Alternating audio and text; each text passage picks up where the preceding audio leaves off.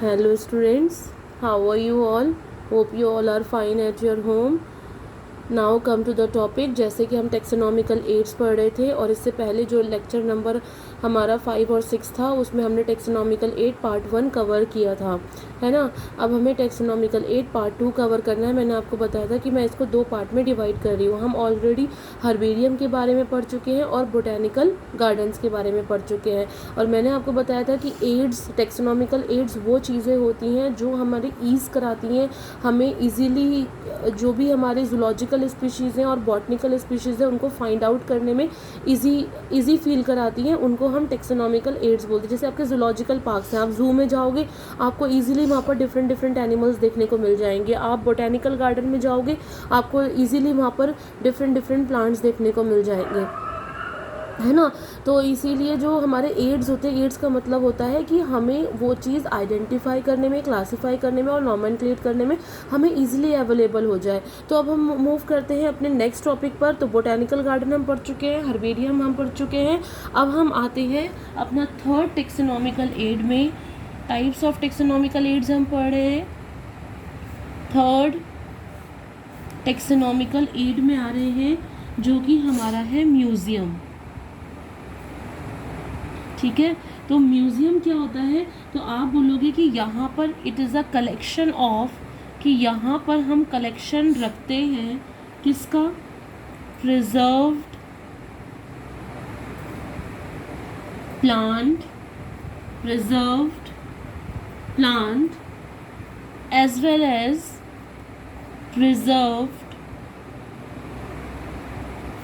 Animal species. आप उसको specimen भी बोल सकते हो।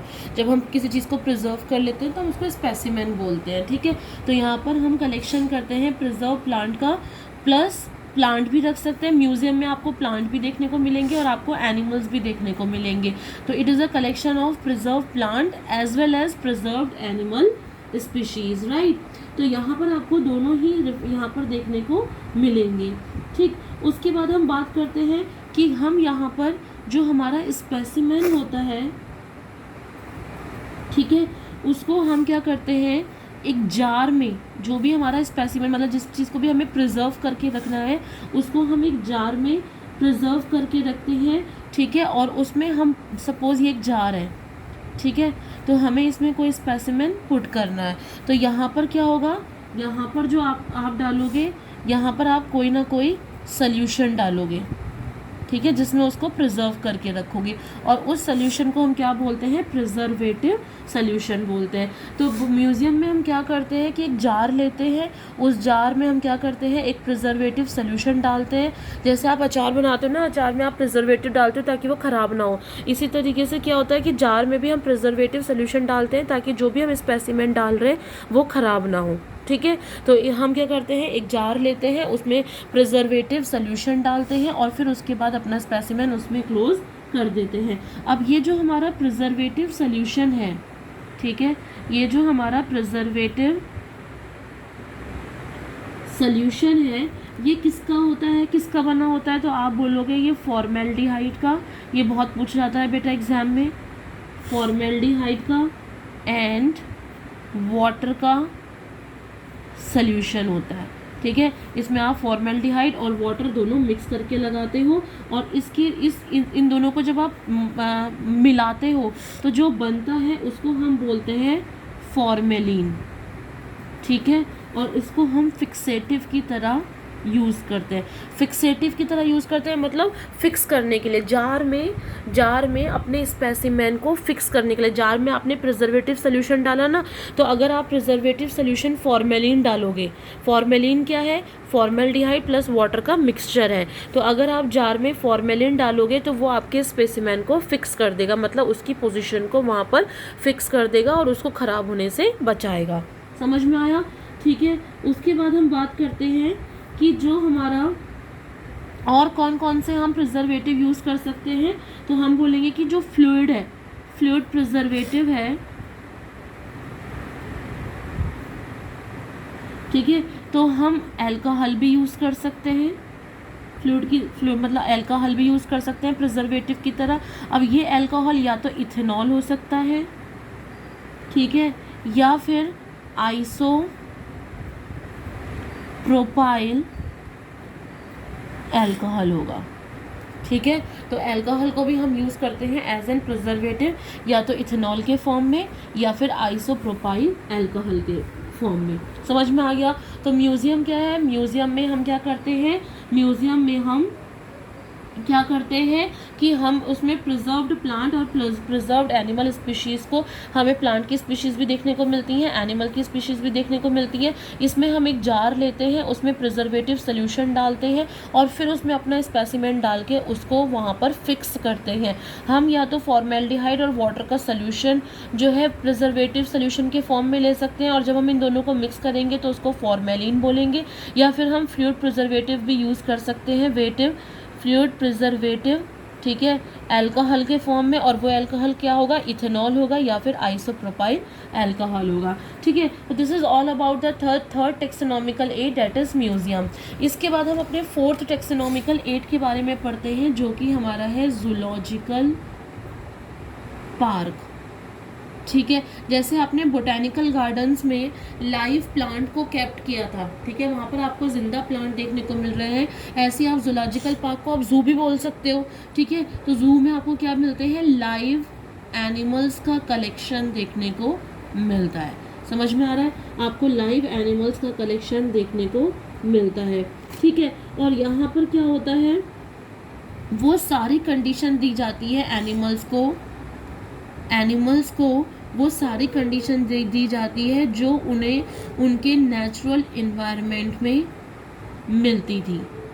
जब जैसे फॉर एग्जांपल शेर है, ठीक है, शेर है, लायन है, तो लायन जब जंगल में रहता था तो जो जो चीज़ें उसको मिलती थी, जो जो इन्वायरमेंट उसको मिलता था, सेम वही इन्वायरमेंट जो है वो जूलॉजिकल पार्क्स में देने की कोशिश की जाती है।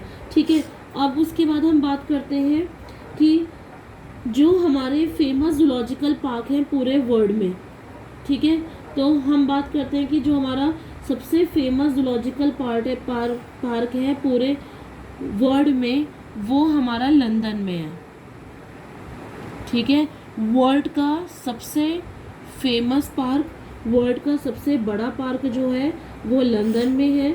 ठीक है, और सबसे फेमस बोलेंगे, सबसे फेमस, ठीक है, सबसे लार्जेस्ट, सबसे बड़ा जूलॉजिकल पार्क जो है, ठीक है, सबसे बड़ा जूलॉजिकल पार्क जो है वो बाल्बिया पार्क है। आई बात समझ में। उसके बाद हम बात करेंगे कि इंडिया का सबसे फेमस जूलॉजिकल पार्क कौन सा है, तो हम बोलेंगे इंडिया का जो सबसे फेमस फेमस, लार्जेस्ट की बात नहीं कर रही हूँ, फेमस की बात कर रही हूँ, तो वो है हमारा नेशनल जूलॉजिकल पार्क। ठीक है, उसके बाद इंडिया का जो लार्जेस्ट जूलॉजिकल पार्क है,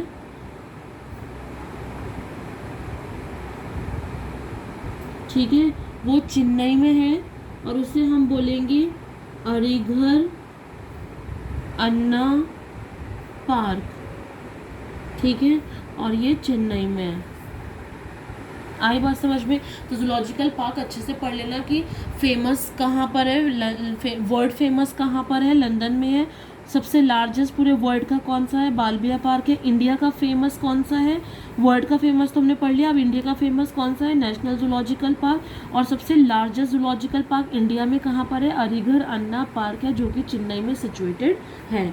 ठीक है, तो अब हम बात करते हैं, ये तो हमारी जूलॉजिकल पार्क्स के बारे में बात थी। ठीक है, इसके बाद आते हैं हम अपने फिफ्थ टेक्सोनॉमिकल एड में, दैट इज की मैनुअल, दैट इज की मैनुअल्स।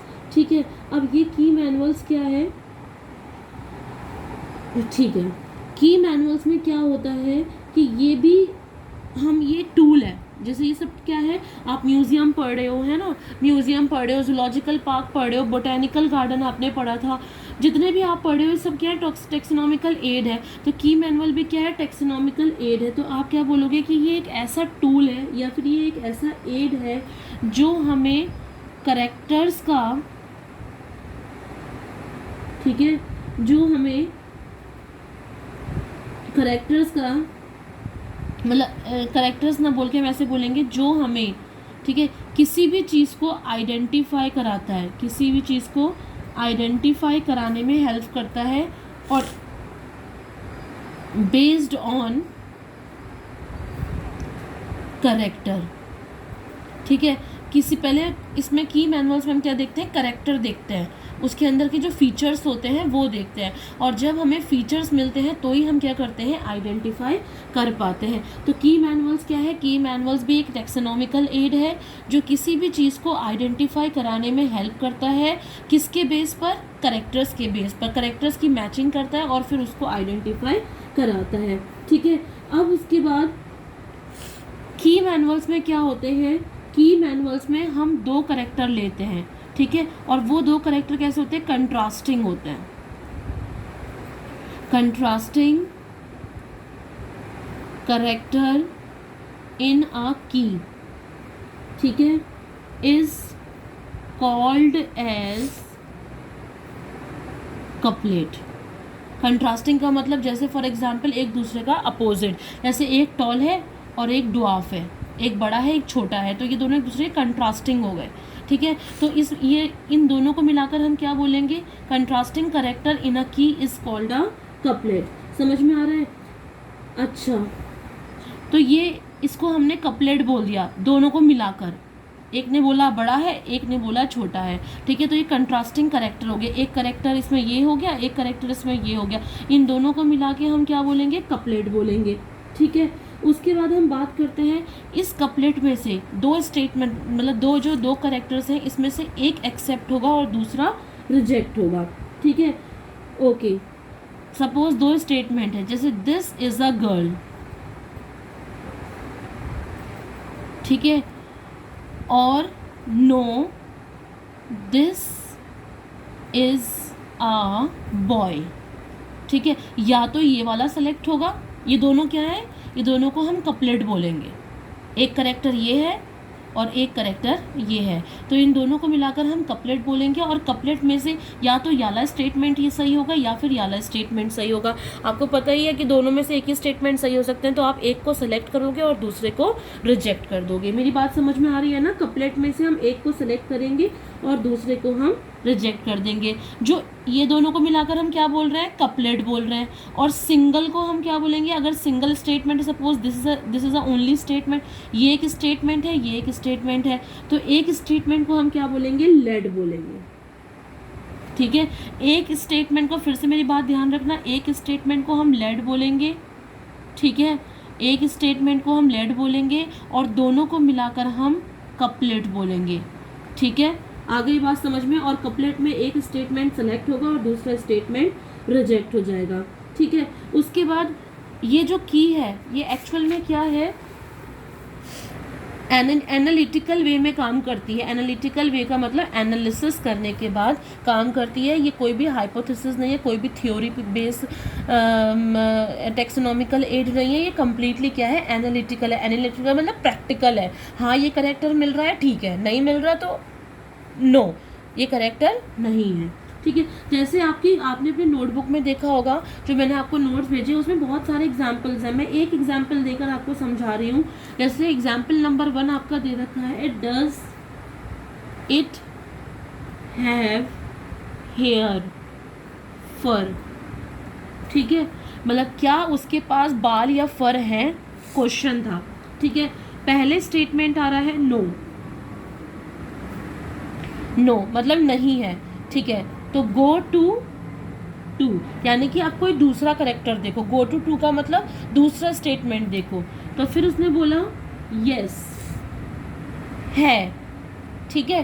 तो अगर है तो उसके वो क्या हो जाएगा, रैबिट, ठीक है। मेरी बात समझ में आ रही है? क्वेश्चन था कि क्या उसके पास हेयर और फर है, ठीक है। तो पहला जो स्टेटमेंट था वो है नो, अगर नहीं है तो गो टू यानी कि दूसरे स्टेटमेंट पर जाओ। दूसरा स्टेटमेंट अगर सही है, यस हाँ है उसके पास हेयर है, तो वो क्या है, रैबिट है। तो इसमें से ये वाला जो स्टेटमेंट है इसको हम लेड बोलेंगे, ये वाला जो स्टेटमेंट है इसको हम लेट बोलेंगे, और दोनों को मिलाकर हम क्या बोल देंगे, कपलेट बोल देंगे। ठीक है, इसमें से एक स्टेटमेंट सेलेक्ट होगा, सपोज हमने ये वाला सेलेक्ट किया, ये सेलेक्ट होगा तो दूसरा ऑटोमेटिकली क्या हो जाएगा, रिजेक्ट हो जाएगा। ये तो आपको पता ही है कि एक स्टेटमेंट सेलेक्ट होगा तो दूसरा ऑटोमेटिकली क्या हो जाएगा, रिजेक्ट हो जाएगा। ठीक है, आ रही है बात समझ में। तो ये एक एग्जाम्पल देकर मैंने आपको समझाया है कि किस तरह से हम की में काम करते हैं। तो की आपको याद रखना है पूरी तरीके से एनालिटिकल है, इसमें हम कंट्रास्टिंग करेक्टर्स लेते हैं, उसको हम कपलेट बोलते हैं, सिंगल को हम लिड बोलते हैं, एक स्टेटमेंट को हम सेलेक्ट करते हैं और दूसरे स्टेटमेंट को हम रिजेक्ट करते हैं। इसके बाद जो हमारा नेक्स्ट टेक्सोनॉमिकल एड आएगा, दिस इज 6th। ठीक है, जो हमारा नेक्स्ट टेक्सोनॉमिकल एड आएगा वो आएगा मोनोग्राफ। ठीक है, मोनोग्राफ क्या होता है, तो आप बोलोगे कि मोनोग्राफ क्या है, किसी भी एक टेक्सॉन की इंफॉर्मेशन को कंटेन करता है। अब टेक्सॉन क्या है, जैसे आपने देखा था ना, किंगडम क्या है, एक टेक्सॉन है। टेक्सोनॉमिकल हायरार्की में जितने भी ग्रुप थे वो सब टेक्सॉन है, तो किंगडम क्या है, एक टेक्सॉन है। फाइलम क्या है, टेक्सॉन है। ठीक है, क्लास क्या है, टेक्सॉन है। फैमिली क्या है, टेक्सॉन है। टेक्सॉन का मतलब ग्रुप, किसी भी एक ग्रुप की इंफॉर्मेशन। अब किसी भी एक, यानी कि खाली किंगडम की होगी, या तो खाली फाइलम की होगी, या तो खाली क्लास की होगी, या तो खाली फैमिली की होगी। मतलब बस एक ही ग्रुप होना चाहिए, बाकी ग्रुप नहीं होने चाहिए। या तो खाली फैमिली होगी तो बाकी सारे रिजेक्ट हो जाएंगे। तो एक ही ग्रुप होगा, बाकी ग्रुप रिजेक्ट हो जाएंगे। तो केवल एक ही टेक्सॉन की इंफॉर्मेशन कंटेन करने के टेक्सोनॉमिकल एड को हम मोनोग्राफ बोलते हैं। आ गई बात समझ में। तो मोनोग्राफ क्या होता है वो मैंने आपको बता दिया। अब इसके बाद हमारा आता है 7th, डेट इज मैनुअल। ये कौन सा टेक्सोनॉमिकल एड्स है, तो ये जो टेक्सोनॉमिकल एड है मैनुअल्स, इसमें क्या होता है, हमारे पास वो इंफॉर्मेशन होती है, जैसे सपोज एक पर्टिकुलर एरिया, जैसे फॉर एग्जांपल आप मानो कि आपका पटौदी है। ठीक है, पटौदी है तो पटौदी के बारे में ही, ठीक है, एक पर्टिकुलर एरिया के बारे में ही स्पीशीज को जानना। समझ में आ रहा है, एक पर्टिकुलर एरिया की स्पीशीज के बारे में ही इंफॉर्मेशन को जानना। एक पर्टिकुलर एरिया की स्पीशीज के लिए ही इंफॉर्मेशन, जैसे फॉर एग्जांपल आपसे कहा गया कि आप पटौदी जाओ, वहाँ पर जितनी भी स्पीशीज़ हैं उनकी इंफॉर्मेशन दो। ठीक है, तो आप जो भी इंफॉर्मेशन लेकर आओगे उसको कौन सा टेक्सोनॉमिकल एड मानोगे, मैनुअल। कि मैनुअल उठाओ, आप उसको सारा एक बुक में लिख दोगे। जैसे आपके लैब मैनुअल्स भी होते हैं ना, आप लेबोरेटरी में जाते हो तो वहाँ पर लैब मैनुअल्स होता है। आप क्या करते हो, जाते हो, उसे खोलते हो, उसमें दिख जाता है कि हाँ इस तरीके से ये जो हमारा प्रैक्टिकल है ये परफॉर्म होना है, और आप उस प्रैक्टिकल को परफॉर्म कर देते हो। तो मैनुअल का मतलब सेलेक्टेड इन्फॉर्मेशन का मतलब किसी पर्टिकुलर एरिया के बारे में ही केवल इन्फॉर्मेशन रखना, उसको हम क्या बोलते हैं, मैनुअल बोलते हैं। समझ में आया, किसी पर्टिकुलर एरिया, ये बात याद रखना। मोनोग्राफ में क्या था, एक टेक्सॉन। मैनुअल में क्या है, किसी पर्टिकुलर एरिया के बारे में ही इंफॉर्मेशन रखना, उसको हम क्या बोलते हैं, मैनुअल बोलते हैं। ठीक है, आगे बात समझ में। अब इसके बाद हम बात करते हैं